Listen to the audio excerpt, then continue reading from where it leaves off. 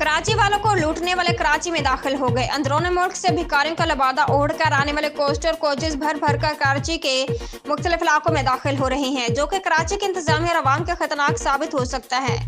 कराची में बसने वाले पंजाबी, पठान, मुहाजिर, सिंधी, कश्मीरी, हजारे, बाल, सराइकी और दिगर जुबानें बोलने वाले अफराद से ये पेशेवर अफराद झूठ बोल बोल कर आवाम को बेवकूफ बनाकर पूरे साल का सीजन लगा लेते हैं और असल गरीब सफेद पोश गैरत के मारे अफराद का हक मारने वाले कराची के कोने कोने में फैल चुके हैं। जबकि ये पेशेवर भिखारी मसाजिद, मार्केटों के अलावा दूध की दुकान, general store, medical store, hotel, shopping mall पर धारेदारों के इतराफ मंडलाते हुए नजर आएंगे और उनको आप भीख नहीं देंगे तो आपको जलील करके जाएंगे। ऐसा लगता है कि आपने उन भिखारियों से लिया हुआ कर्जा वापस ना किया हो।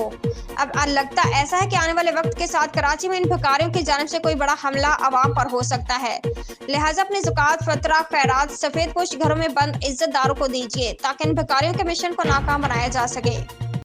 रक्षा जी साहब। हैदराबाद जाना है, चलोगे? जी साहब, क्यों नहीं बैठो। कितने पैसे लोगे? अरे साहब, जो जायज हो वो दे देना। जो भी जायज हो क्या मतलब?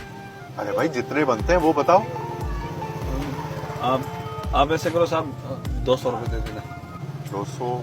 चलो चलो भाई। साहब, अल्लाह के नाम पे कुछ मदद कर दो, सुबह से कुछ नहीं खाया, बहुत भूखा हूँ साहब। उम्दा में पकाएं और जी भर के खाएं।